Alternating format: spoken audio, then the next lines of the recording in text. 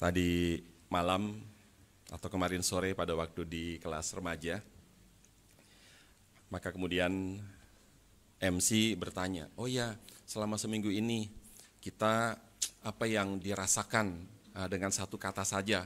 Oh macam-macam, ada yang bilang chaotic, ada yang bilang capek, ada yang bilang stres dan sebagainya. Dan kemudian sesudah itu ya saya maju, kemudian saya bercerita sebuah cerita yang sangat singkat sekali. Saya bilang ada satu orang pemuda umur 24 tahun dan kemudian dia naik kereta api, duduk di kaca. Di sebelah dia adalah orang yang kira-kira umur 30-an. Dan kemudian di seberang pemuda itu papanya, yang mungkin umur 50-an. Dan kemudian pada waktu si pemuda umur 24 ini, ketika dia melihat ke depan lewat kaca, mohon maaf. Dan kemudian dia berkata kepada papanya, Pak, lihat, itu pohon-pohon ya, kita meninggalkan mereka. Mereka berlari peran, kita berlari cepat sekali kereta kita. Wah senang sekali dia. Nah sebelahnya itu kesel. Ini kayak anak-anak, kayak baru pertama kali ngelihat pohon. Dan kemudian sudah itu si pemuda 24 tahun itu kemudian bilang, wih Pak lihat, itu awan-awan itu ya, wah mereka bergerombol. Mereka seperti mengikuti kita. Nah sebelahnya makin kesal lagi. Norak, kayak baru pertama kali ngelihat awan dalam hatinya. Dan kemudian dia terus, dia ngelihat pohon, dia ngelihat bunga dan sebagainya dari kereta, wah dia senang banget. Kemudian si pemuda umur 30-an ngomong sama papanya, sepertinya anak kamu itu ya, boleh dibawa ke psikolog, dia perlu psikolog. Karena apa? Kekanak-kanakan. Dan kemudian si orang tua bilang, saya sudah bawa dia ke dokter yang terbaik. Dan pada hari inilah, dia baru mendapatkan matanya kembali. Kenapa? Buta saudara. Mungkin ada yang sumbang mata, kemudian diserahkan kepada dia, dan dia bisa melihat kembali saudara. Jadi saudara, dia bukan kekanak-kanakan, tetapi apa? Dia melihat sesuatu yang baru pertama kali dia lihat, stres dan sebagainya. Kita belajar bersyukur kepada Tuhan. Itu cuma masalah manajemen waktu saja. Ya, jadi saudara kita sudah dikasih lihat oleh Tuhan. Yang umur seperti saya 55 tahun saya sudah melihat. Yang umur 10 tahun sudah melihat. Nah, orang ini baru umur 24 tahun dia melihat saudara. Mari kita masuk di dalam doa sebelum mendengarkan kebenaran firman Tuhan. Tuhan Bapa di dalam surga, sekarang kami akan mendengarkan Tuhan berbicara kepada kami.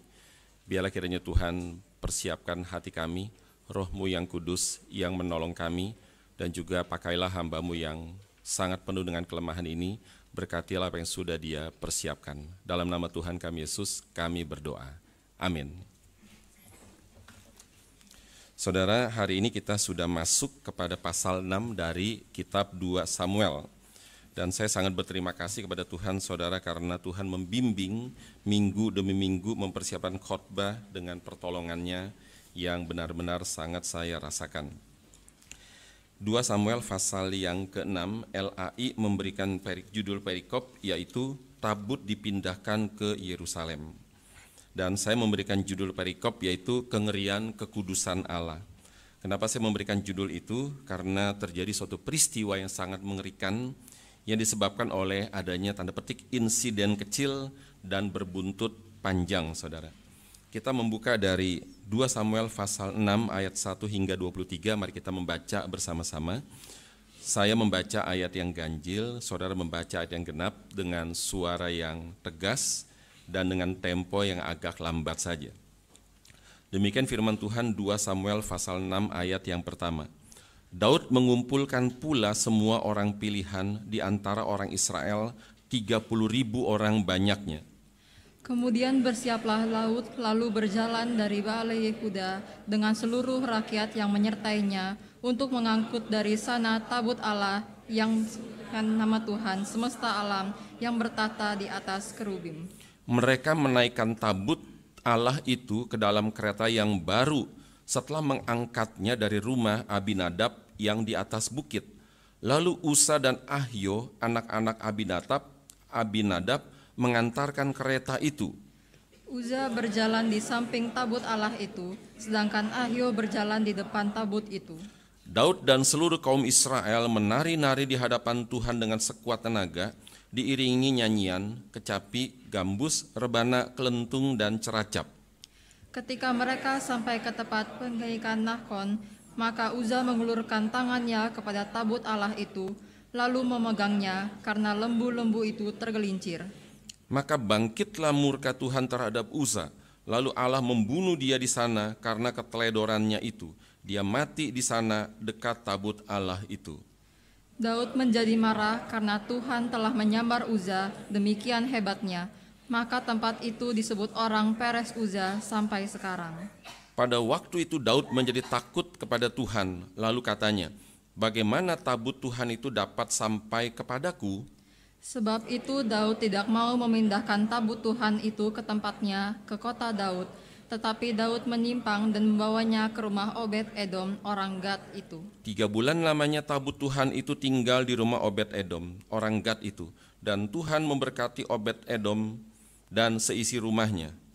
Diberitahukannya lah kepada Raja Daud demikian, Tuhan memberkati seisi rumah Obed-Edom dan segala yang ada padanya oleh karena tabut Allah itu. Lalu Daud pergi mengangkut tabut Allah itu dari rumah Obed-Edom ke kota Daud dengan sukacita. Apabila pengangkat-pengangkat tabut Tuhan itu melangkah maju 6 langkah, maka ia mengorbankan seekor lembu dan seekor anak lembu gemukan. Dan Daud menari-nari di hadapan Tuhan dengan sekuat tenaga, ia berbaju efod dari kain lenan. Daud dan seluruh orang Israel mengangkut tabut Tuhan itu dengan diiringi sorak dan bunyi sangkakala. Ketika tabut Tuhan itu masuk ke kota Daud, maka Mikal, anak perempuan Saul, menjenguk dari jendela, lalu melihat Raja Daud meloncat-loncat serta menari-nari di hadapan Tuhan. Sebab itu ia memandang rendah Daud dalam hatinya. Tabut Tuhan itu dibawa masuk, lalu diletakkan di tempatnya, di dalam kemah yang dibentangkan Daud untuk itu. Kemudian Daud mempersembahkan korban bakaran dan korban keselamatan di hadapan Tuhan. Setelah Daud selesai mempersembahkan korban bakaran dan korban keselamatan, diberkatinyalah bangsa itu demi nama Tuhan semesta alam. Lalu dibagikannya kepada seluruh bangsa itu, kepada seluruh khalayak ramai Israel, baik laki-laki maupun perempuan, kepada masing-masing seketul roti bundar, sekerat daging, dan sepotong kue kismis. Sesudah itu pergilah seluruh bangsa itu masing-masing ke rumahnya. Ketika Daud pulang untuk memberi salam kepada seisi rumahnya, maka keluarlah Mikal binti Saul mendapatkan Daud. Katanya, betapa raja orang Israel yang melanjangi dirinya hari ini di depan mata budak-budak perempuan, para hambanya, merasa dirinya terhormat pada hari ini, seperti orang hina yang tidak tahu malu melanjangi dirinya. Tetapi berkatalah Daud kepada Mikal, di hadapan Tuhan yang telah memilih aku dengan menyisikan ayahmu dan segenap keluarganya untuk menunjuk aku menjadi raja atas umat Tuhan, yakni atas Israel. Di hadapan Tuhan aku menari-nari. Bahkan aku akan menghinakan diriku lebih daripada itu.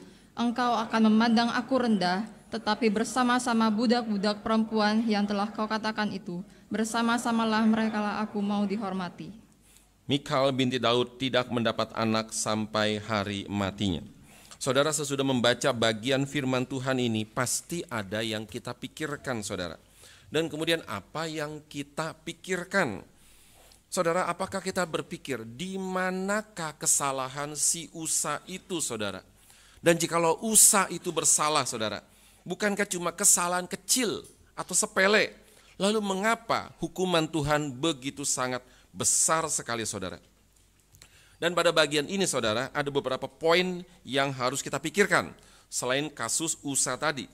Mari kita fokus, saudara, agar firman Tuhan dapat kita pahami dengan baik dan juga menegur kesalahan yang kita sadari maupun tidak kita sadari dan mengubah konsep kita yang salah, saudara.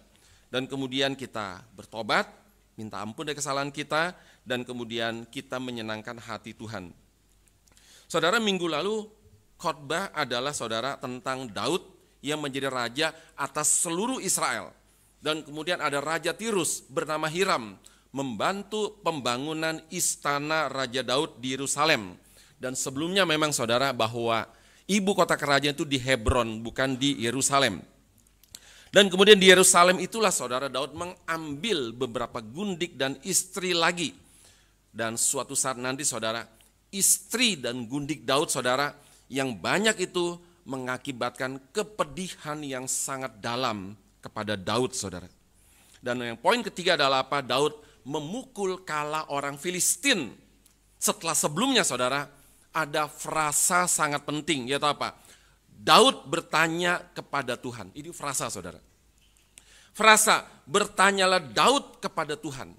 Ini menjadi frasa suksesnya Daud saudara. Tetapi ada banyak peristiwa dalam hidup Daud saudara yang tidak ada frasa.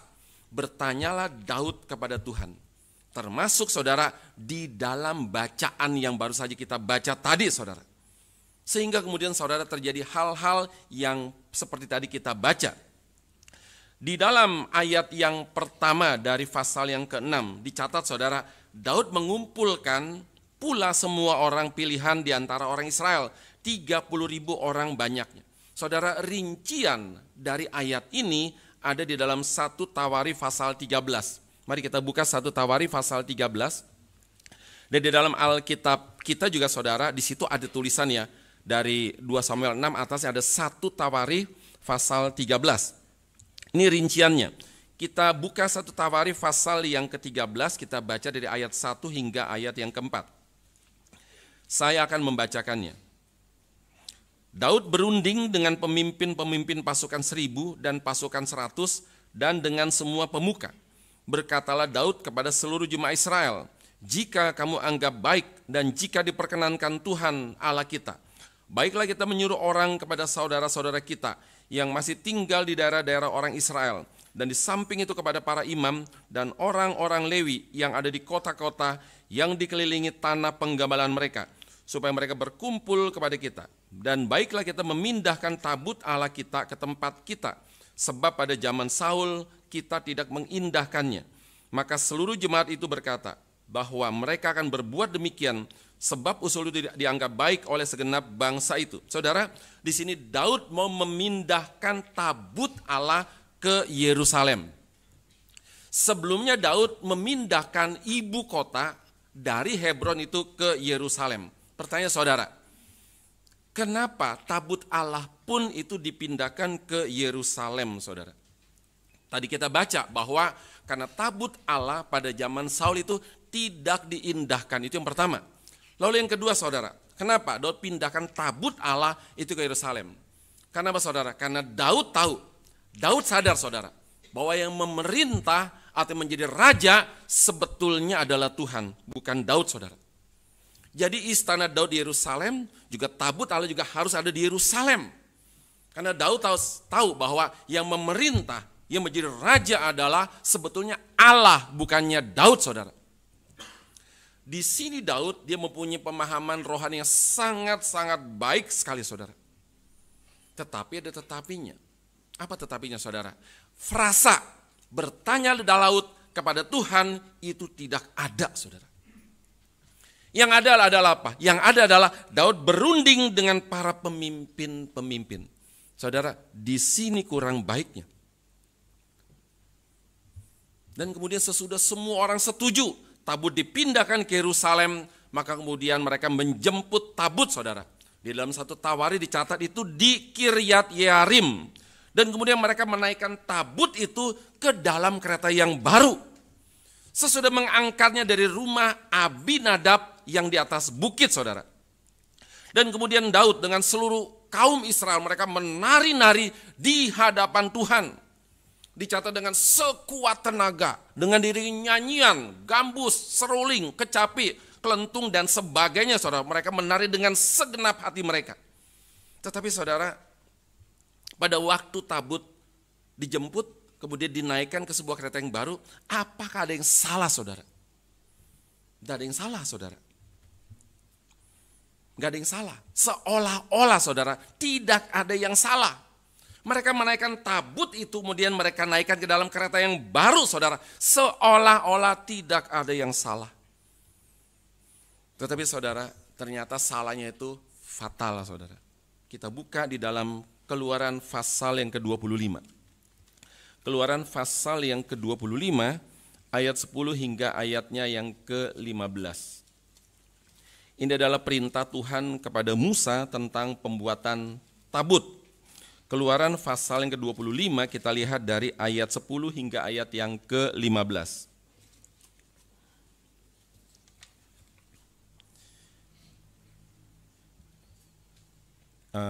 Song leader boleh naik ke atas. Kita membaca dari Keluaran pasal 25 ayat 10 hingga 15. Kita membaca secara bertanggapan, 10 saya. Haruslah mereka membuat tabut dari kayu penaga, 2,5 hasta panjangnya, 1,5 hasta lebarnya, dan 1,5 hasta tingginya. Haruslah engkau menyalutnya dengan emas murni dari dalam dan dari luar. Engkau harus menyalutnya, dan di atasnya harus kau buat bingkai emas sekelilingnya. Haruslah engkau semuanya 4 gelang emas, haruslah engkau menuang 4 gelang emas untuk tabut itu, dan pasanglah gelang itu pada keempat penjurunya, yaitu 2 gelang pada rusuknya yang satu dan 2 gelang pada rusuknya yang kedua. Engkau harus membuat kayu penyusung dari kayu penaga dan menyalutnya dengan emas. Haruslah engkau memasukkan kayu pengusung itu ke dalam gelang yang ada pada rusuk tabut itu, supaya dengan tabut itu dapat diangkat. Kayu penyusung itu haruslah tetap tinggal dalam gelang itu, tidak boleh dicabut dari dalamnya. Saudara, di mana salahnya saudara? Tabut Allah itu seharusnya diangkat oleh manusia. Tetapi saudara, ini diangkat oleh sebuah kereta saudara. Wah, ada kata-kata kereta yang baru saudara. Itu adalah suatu kesalahan yang sangat fatal sekali. Seharusnya saudara, mereka sudah tahu tidak boleh diangkut pakai kereta. Itu tabut saudara. Panjangnya 2,5 hasta, kira-kira 125 cm. Lebarnya 1,5 hasta, kira-kira 75 cm. Tingginya 1,5 hasta, kira-kira 75 cm. Dan ada gelang 4 dan juga ada kayu saudara. Itu diangkat dengan cara diusung, diangkat oleh manusia, bukan oleh binatang atau oleh kereta saudara. Dan kemudian kenapa mereka tetap mengangkat dengan sebuah kereta saudara? Karena sangat mungkin sekali mereka melihat bagaimana dulu orang Filistin ketika tabut dirampas oleh orang Filistin dan kemudian memberikan tulah kepada orang Filistin. Banyak orang mati kena penyakit borok-borok. Kemudian mereka takut, wah kita mesti kembalikan tabut kepada orang Israel. Dan kemudian bagaimana caranya? Sudah, kita pakai sebuah kereta yang baru dan kita pakai lembu dan kemudian kita angkat tabut dan kita taruh ke atas kereta saudara. Dan kemudian heran sekali saudara, tidak ada pengemudi kereta. Itu kereta saudara kemudian itu bisa sampai tanpa pengemudi. Ini hebat luar biasa saudara. Maka kemudian ketika Daud ingin mengangkat tabut itu, wah pakai cara ini baik banget ini. Sangat mungkin keren sekali saudara. Kenapa? Ini mungkin menghormati Tuhan saudara. Tetapi saudara, ketika tabut diangkat dengan kereta yang baru, dan kemudian dengan lembu di depannya saudara, apa yang terjadi? Tidak terjadi apa-apa. Semuanya lancar saudara. Tetapi dicatat saat kereta yang membawa tabut itu sampai kena kon saudara, kemudian kereta itu oleng.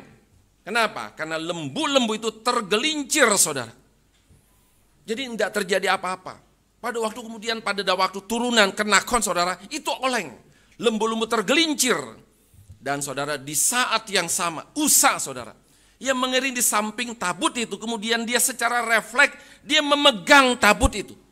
Supaya jangan jatuh saudara. Dan kemudian apa yang terjadi? Tuhan murka. Tuhan marah. Dan kemudian Tuhan membunuh Usa saudara. Kenapa ya Tuhan begitu kejam saudara? Padahal Usa pingin menolong supaya tabut jangan jatuh. Kalau jatuh memalukan saudara. Kenapa Tuhan begitu kejam saudara? Sebetulnya saudara, kita jangan berpikir kenapa Tuhan begitu kejam. Kita berpikir kenapa kereta bisa tergelincir saudara. Kenapa saudara? Karena yang menggelincirkan kereta itu sebenarnya adalah Tuhan saudara. Tuhan memperingatkan mereka bahwa Tuhan tidak berkenan dengan cara mereka. cara mereka tidak sesuai dengan caranya Tuhan. Dan Tuhan tidak peduli saudara. Mau kereta baru kek, mewah kek, mahal kek, Tuhan tidak peduli saudara. Dan yang pasti saudara, mereka telah melanggar kekudusan Tuhan saudara. Mereka telah melanggar kekudusan Tuhan, saudara.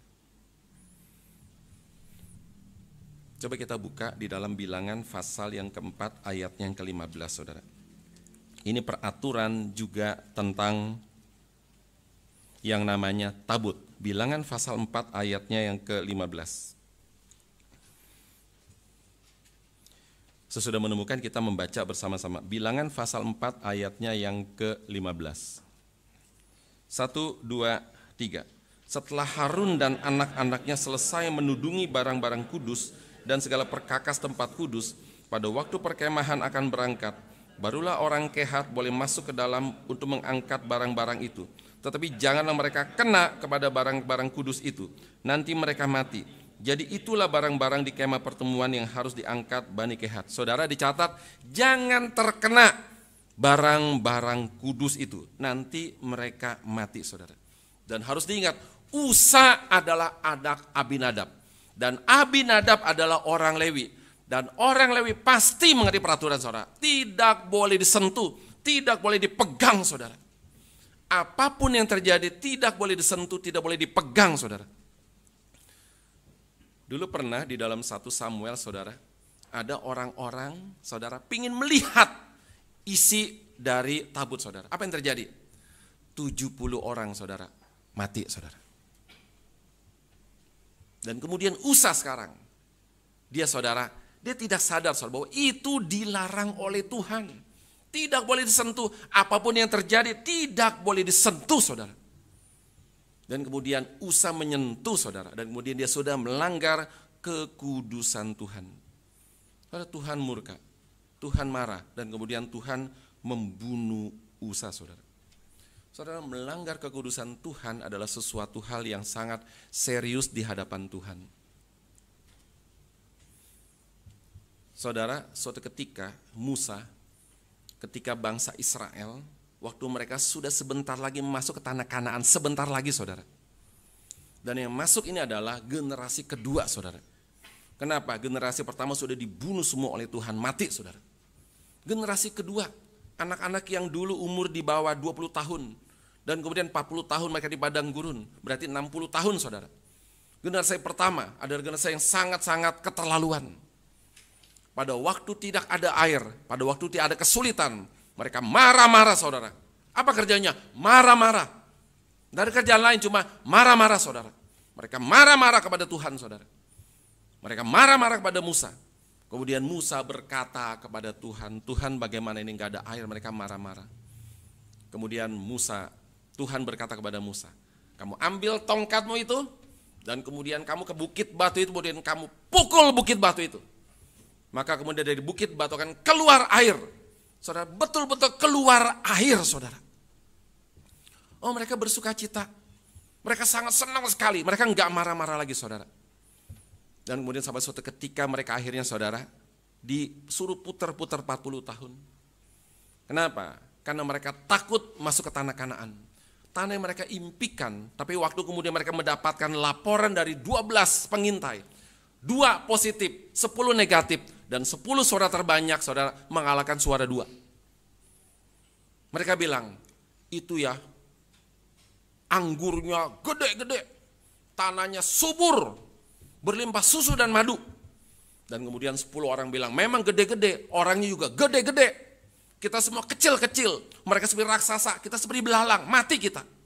Saudara, kalimat itu langsung membuat mereka ketakutan. Dan mereka mundur, mereka minta saudara, panggil pemimpin yang baru, kita enggak mau Musa memimpin. Saudara, mereka lupa bahwa Tuhan itu sudah membelah Laut Merah sebegitu mudah saudara. Apalagi saudara, cuma melawan orang yang kecil-kecil saudara. Sebegitu mudah saudara, tapi mereka takut saudara. Kemudian sesudah itu kemudian Tuhan marah, Tuhan hukum mereka. Kamu akan tetap berada di padang gurun 40 tahun. Dan orang-orang di atas 20 tahun tidak akan mungkin masuk ke tanah perjanjian, saudara. Mereka mati semua. Dan kemudian saudara, pada waktu saudara generasi kedua ingin masuk ke tanah Kanaan. Generasi kedua loh saudara. Pernah terjadi tidak ada air lagi. Dan kemudian saudara, mereka marah-marah lagi kepada Tuhan. Mereka marah-marah kepada Musa, saudara. Mereka marah-marah, cuma bisa marah-marah, saudara. Dan kemudian seperti biasa, Musa lapor kepada Tuhan. Tuhan, bagaimana ini? Oke, aku akan memberikan air buat mereka. Sekarang tugasnya adalah apa? Kamu datang kepada bukit batu itu. Dan kamu berkata kepada bukit batu, keluarlah air. Maka air akan keluar. Saudara, kemudian Musa melakukan, saudara. Tapi kemudian apa yang Musa lakukan, saudara? Musa kemudian dia datangi bukit batu itu. Kemudian dia ambil tongkatnya. Kemudian dia pukul 2 kali, saudara. Keluarlah air. Dan kemudian air dicatat, keluar, saudara. Bersukacitalah mereka semua. Tapi saudara, bangsa Israel tidak tahu bahwa Musa telah melanggar kekudusan Tuhan. Dan kemudian saudara, mereka tidak tahu Tuhan begitu marah kepada Musa, saudara. Apa akibatnya? Tuhan tolak Musa masuk ke tanah perjanjian, saudara. Coba kita buka sejenak, saudara, Bilangan pasal yang ke-20. Bilangan pasal yang ke-20 kita lihat. Dan kemudian apa, saudara, yang dicatat di dalam Alkitab ketika Musa disuruh Tuhan berbicara kepada gunung batu, tetapi kemudian Musa malah memukul gunung batu, saudara. Di dalam ayat pasal 20 Bilangan ayat 11 dan 12, mari kita membaca bersama-sama. Bilangan 20 ayat 11 dan 12. 1, 2, 3. Sesudah itu Musa mengangkat tangannya, lalu memukul bukit batu itu dengan tongkatnya 2 kali. Maka keluarlah banyak air, sehingga umat itu dan ternak mereka dapat minum. Tetapi Tuhan berfirman kepada Musa dan Harun, karena kamu tidak percaya kepadaku dan tidak menghormati kekudusanku di depan mata orang Israel, itulah sebabnya kamu tidak akan membawa jemaah itu masuk ke negeri yang akan kuberikan kepada mereka. Saudara, karena kamu tidak percaya kepadaku, aku suruh ngomong, kenapa kamu pukul? Dan karena kamu tidak menghormati kekudusanku, saudara, di depan mata orang Israel. Saudara, apakah orang Israel tahu, saudara? Tidak tahu, saudara. Apa yang mereka cari? Pokoknya air keluar. Tetapi mereka tidak tahu bahwa Musa sudah tidak percaya kepada Tuhan. Poin pertama. Yang kedua, karena Musa sudah tidak menghormati kekudusan Tuhan. Apa akibatnya? Kamu dan Harun tidak boleh masuk ke tanah yang akan kuberikan kepada mereka, saudara. Kenapa? Melanggar kekudusan Tuhan, saudara. Melanggar kekudusan Tuhan adalah sesuatu hal yang sangat serius, luar biasa, saudara. Saudara, orang-orang yang membawa tabut dengan menggunakan kereta yang baru, saudara, mereka mungkin bermotivasi baik. Tetapi saudara, motivasi tidak cukup. Caranya pun harus benar, saudara. Oh, kita angkat pakai kereta, keren, bagus, kereta yang baru, bukan kereta yang lama lu, bagus, baru. Motivasi mungkin baik, saudara. Tetapi caranya pun juga itu harus benar, saudara. Tuhan membunuh Usa kenapa? Karena Usa menyentuh tabut, sesuatu yang dilarang oleh Tuhan, saudara. Usa orang Lewi, pasti ngerti, saudara. Saudara, Usa telah melanggar kekudusan Tuhan. Adalah sesuatu yang sangat serius, saudara. Saudara, jangan main-main, saudara, dengan namanya kekudusan Tuhan. Mengerikan sekali, saudara. Kita yang biasa datang terlambat, itu melanggar kekudusan Tuhan, saudara. Tapi kok enggak mati ya, saudara? Kok enggak mati ya? Kadang-kadang, saudara, kita main HP di dalam ibadah. Itu melanggar kekudusan Tuhan. Kok enggak mati, saudara? Jangan berpikir seperti itu. Bagaimana cara berpikirnya, saudara? Kalau kita diundang presiden, apakah kita berani terlambat, saudara?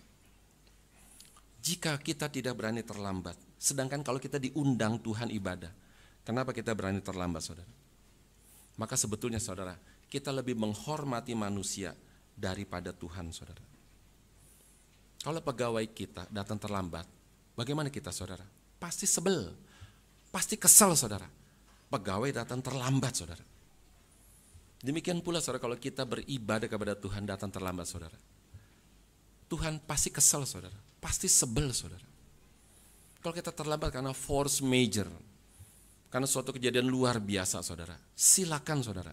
Tapi kalau tidak ada kejadian luar biasa, jangan datang terlambat, saudara. Kenapa? Karena itu melanggar kekudusan Tuhan. Sama dengan seperti Tuhan katakan pada Musa, kamu tidak menghormati kekudusanku, saudara. Dulu pada waktu saya ibadah masih di Granada, dan kemudian itu di Semanggi, lalu kemudian rumah saya di Jembatan 5, kira-kira jarak 12 km. Lalu kemudian saya kerja di tengah Sudirman, saudara. Lalu kemudian kalau saya masuk malam, maka kemudian saudara pulang pagi, mesti ibadah. Dan kemudian saudara, saya izin sama bos, saya izin jam 5 pagi saya pulang. Ada apa? Mau ibadah? Oh boleh, ibadah, saudara. Saya pulang dari Sudirman, kemudian itu ke Jembatan 5, kira-kira 9 kilo, saudara. Lalu kemudian jemput anak-anak sama istri, saya sudah minta mereka, pokoknya jam 6 sudah siap standby. Kenapa? Jam 6 saya mau berangkat. Kemudian saya pulang dari jam 5, kemudian sampai rumah kira-kira 5.15, karena pagi sepi, dan kemudian mandi, kemudian jam 6 berangkat, saudara. Sampai gereja itu 6:30, saudara. Bayangkan ya, gereja Semanggi, kemudian di kantor saya di tengah, kemudian di rumah, saudara. Saya mesti kemari dulu 9 kilo, balik lagi lewat sini, kemudian ke gereja, saudara. Berarti 18 kilo tambah 2 kilo, saudara. 20 kilometer, saudara. Pagi loh, jam 5 pagi. Kenapa? Karena saudara, saya tidak mau melanggar kekudusan Tuhan, saudara. Hampir amat sangat jarang saya terlambat ibadah, saudara. Termasuk waktu kerja, saudara. Hampir amat sangat jarang saya terlambat kerja, saudara. Sulit ketemu merah di absensi saya, saudara. Kenapa? Karena kepada manusia saya hormat, apalagi kepada Tuhan, saudara. Saudara, orang yang tidak pernah terlambat ibadah jangan senang dulu, saudara. Kenapa? Karena waktu kita beribadah, apa kita full heart? Ini penting, saudara. Apakah kita full heart, saudara?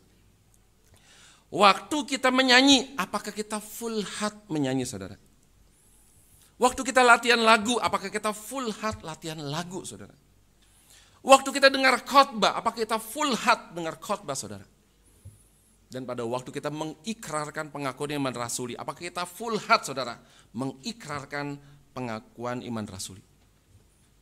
Pada waktu kita berdoa, apakah kita full heart berdoa, saudara? Pada waktu kita memberikan persembahan, apakah kita full heart, saudara, memberikan persembahan? Saudara, ada satu yang dilanggar, itu sama dengan saudara sudah tidak menghormati kekudusan Tuhan, saudara. Atau sudah menghina kekudusan Tuhan.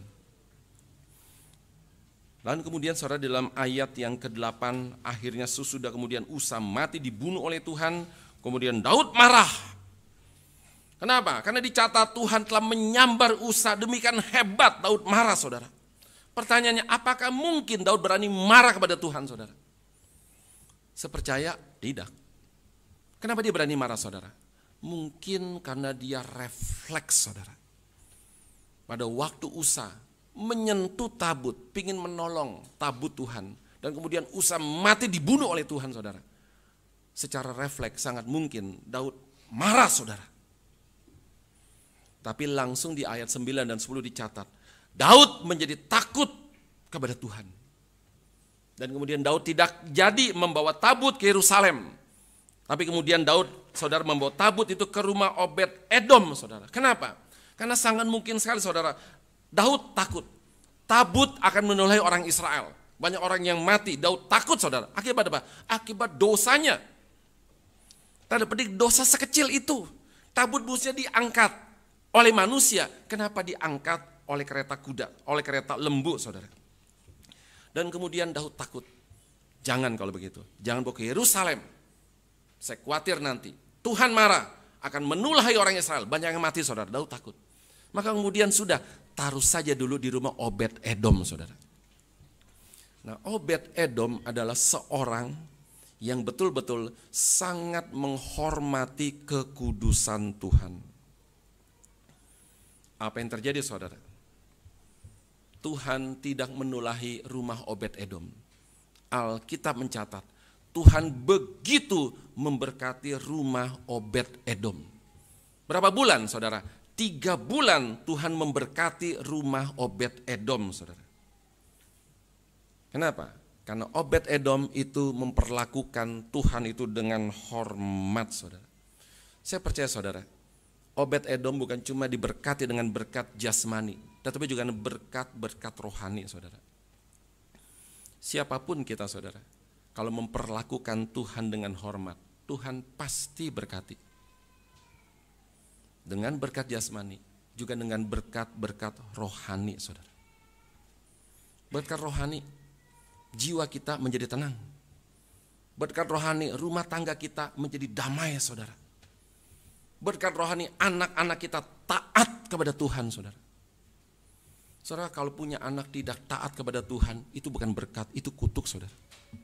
Bayangkan ya, kita meminta anak kepada Tuhan, anak adalah berkat saudara. Tapi di saat yang sama saudara, anak bisa menjadi membawa kutuk bagi kita saudara. Anak yang tidak taat kepada Tuhan saudara, saudara mesti berhati-hati saudara. Dan kemudian dalam ayat yang ke-12, sesudah mendengar laporan bahwa Allah tidak marah kepada Obed Edom, malah kemudian Allah memberkati Obed Edom selama 3 bulan saudara. Maka kemudian Daud berani membawa tabut, oke kita bawa ke Yerusalem. Tetapi saudara dengan cara yang benar sekarang, bukan dengan cara yang salah. Daud ngerti saudara bahwa tabut itu diangkat oleh imam-imam saudara. Maka kemudian saudara dicatat bahwa tabut itu diangkat oleh pengusung-pengusung, oleh imam-imam saudara. Dan kemudian dalam ayat yang ke-13, Daud memohon belas kasihan kepada Tuhan. Ketika tabut diangkat, maju setiap 6 langkah saudara. Maka kemudian Daud itu mengorbankan seekor lembu dan seekor anak lembu gemukan saudara. Di situ kemudian Daud sudah bertobat saudara. Dia ngerti, tidak boleh. Dia mohon belas kasihan Tuhan. Setiap maju 6 langkah saudara. Kemudian Daud memotong seekor lembu dan seekor anak lembu gemukan saudara. Dan kemudian Daud dia menari-nari kembali dengan segenap kekuatan, dengan segenap tenaga bersama dengan orang-orang yang mengiring saudara. Kenapa saudara? Daud sudah melupakan kesedihannya saudara. Saudara, kalau Tuhan sudah ampuni, ya sudah saudara. Daud berdosa, jelas. Dan kemudian saudara, Daud sudah diampuni oleh Tuhan, jelas saudara. Dan Daud harus melupakan apa yang sudah terjadi. Dia harus kembali seperti sedia kala. Dia mengiring di depan dari tabut dan dia menari-nari dengan sekuat tenaga saudara. Saudara, banyak orang sebetulnya saudara, Tuhan sudah ampuni segala dosa kita. Tapi saudara, kita lebih suka apa? Menghukum diri kita sendiri saudara.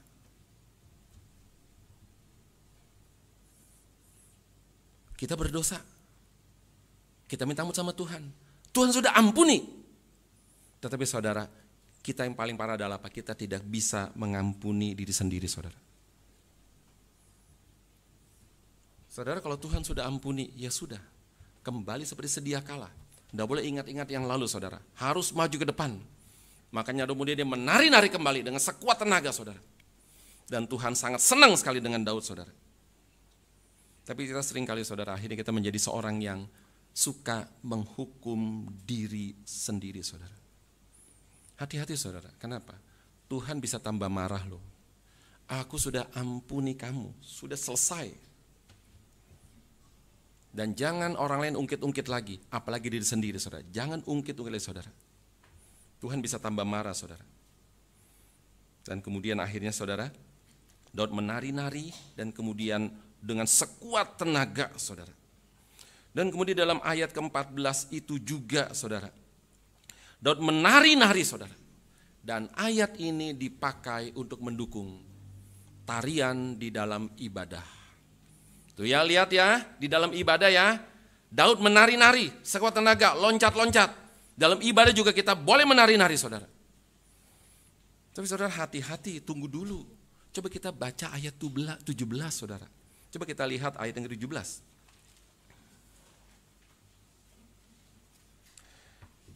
Tabut Tuhan itu dibawa masuk, lalu diletakkan di tempatnya, ke dalam kemah yang dibentangkan Daud untuk itu. Kemudian Daud mempersembahkan korban bakaran dan korban keselamatan di hadapan Tuhan, saudara. Tidak ada lagi istilah menari-nari, saudara. Ketika tabut sudah sampai, masuk ke dalam kemah, sudah tidak ada tarian, saudara.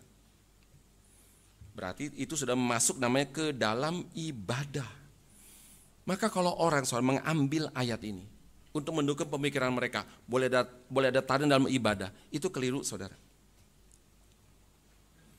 Dan kemudian di dalam ayat yang ke-15, 20 dan 21, saudara, sekarang giliran satu orang, saudara, Mikal, cari-cari masalah. Waktu Daud kemudian dia pulang dan kemudian dia menari-nari di depan bait Allah, saudara. Mikal dari rumahnya, dia melihat dari jendela, Daud menari-nari. Dan kemudian saudara, apa terjadi? Mikal menghina Daud, saudara. Kamu ini raja loh, raja loh. Kenapa kamu melakukan hal seperti ini? Sangat hina seorang raja. Saudara, mestinya Mikal bertanya, kenapa ya kamu begini?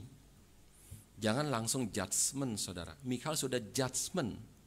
Mikal sudah langsung, kamu raja. Kamu melakukan hal yang hina, tidak boleh. Saudara, kalau Mikal bertanya, kenapa kamu melakukan itu? Maka Daud akan menjawab, ya, kenapa? Karena Tuhan maha besar, maha tinggi, dan aku begitu rendah. Dan aku merendahkan diri di hadapan Tuhan dengan cara menari-nari, saudara. Daud seperti seorang badut, saudara. Seperti seorang badut penghibur, dia menari-nari. Kemudian dia melakukan segala sesuatu menyenangkan, saudara. Daud berkata, aku merendahkan diri di hadapan Tuhan. Itulah sebabnya aku menari-nari. Dan kemudian akhirnya apa, saudara? Mikal dihukum oleh Tuhan. Kalau tadi Usa dibunuh oleh Tuhan, Mikal dihukum oleh Tuhan. Tidak boleh punya anak, saudara. Kenapa? Karena Mikal merasa diri tinggi di hadapan Tuhan. Mikal bukan saja tidak menghormati Daud suaminya, dia bahkan juga tidak menghormati Tuhan, saudara. Kenapa Mikal tidak menghormati Tuhan, saudara? Karena Mikal adalah anak Saul. Saul seorang ayah yang juga tidak menghormati Tuhan, saudara. Saudara, hati-hati sebagai orang tua, saudara, yang tidak menghormati Tuhan. Kenapa, saudara? Anak akan ikut-ikutan tidak menghormati Tuhan. Hati-hati dengan orang tua yang suka datang terlambat ibadah, saudara, karena anak akan ikut-ikutan. Hati-hati dengan ibadah yang bolong-bolong, saudara. Kenapa? Karena anak akan ikut-ikutan, saudara. Anak melihat, oh papa saya ya minggu ini ibadah, minggu depan tidak. Oke, saya juga akan melakukan hal yang sama. Oh papa saya ya itu ibadah terlambat, saya juga akan melakukan hal yang sama. Saudara, kenapa Mikal tidak menghormati Tuhan? Karena papanya saudara tidak menghormati Tuhan. Anak tinggal ikut saja, saudara. Saudara, hari kita sudah mendengar sesuatu khotbah kengerian kekudusan Tuhan, saudara.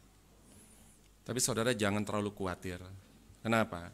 Karena Allah, selain Allah yang kudus, Allah yang mengerikan, tetapi Allah juga ada Allah yang penuh dengan belas kasihan, saudara. belas kasihannya merangkul orang datang kepada Allah, saudara. Daud yang bersalah, dia juga dikasihani oleh Tuhan. Daud yang bersalah, dia juga mau dikoreksi oleh Tuhan. Daud yang bersalah, dia juga sekarang bersuka cita kembali di dalam Tuhan, saudara. Dan kemudian saudara, itu imam-imam yang mengangkut tabut perjanjian dengan cara yang benar, saudara. Dan imam-imam itu adalah menjadi bayang-bayang Tuhan Yesus yang adalah seorang imam besar yang sesungguhnya, saudara. Seorang imam besar yang sesungguhnya Yesus Kristus yang menjadi perantara antara Tuhan yang Maha Suci dengan manusia yang berdosa, saudara. Manusia berdosa tidak bisa datang kepada Tuhan yang Maha Suci, tidak bisa, saudara. Kecuali melalui perantara yang juga suci, saudara. Dan imam-imam itu menjadi bayang-bayang Kristus yang nanti akan datang. Bukan cuma menjadi imam biasa, tapi menjadi imam besar yang sesungguhnya. Biarlah kita, saudara, sudah mendengarkan firman Tuhan pada hari ini. Kita pikirkan baik-baik, saudara. Kalau rasa salah, kita minta ampun kepada Tuhan. Kalau rasa salah, kita siap dikoreksi oleh Tuhan, saudara. Kenapa, saudara? Karena melanggar kekudusan Tuhan itu sangat-sangat berbahaya. Tapi saudara, jangan datang kepada Tuhan dengan ketakutan. Takut, saudara, takut. Kenapa? Karena Tuhan Maha Kudus. Jangan, saudara. Kenapa? Tuhan pun benci dengan orang seperti itu. Datang kepada Tuhan, saudara, karena apa? Karena mencintai Tuhan lebih daripada takut kepada Tuhan. Mari kita berdoa.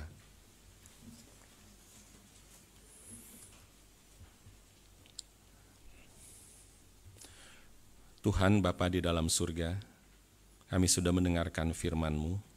Kami mohon firman-Mu berbicara kepada hati kami masing-masing, dan firman-Mu menegur kami, dan firman-Mu juga mendidik kami, dan firman-Mu juga membawa kami lebih dekat kepada Tuhan. Kiranya firman pada hari ini juga, ya Tuhan, mengoreksi kami dan membuat kami makin mencintai Tuhan yang begitu mencintai kami. Teguran Tuhan adalah didikan Tuhan. Teguran Tuhan juga adalah kasih Tuhan kepada kami. Kasih satu paket dengan teguran. Terima kasih untuk kasih-Mu kepada kami, ya Tuhan. Dalam nama Tuhan kami Yesus, kami berdoa. Amin.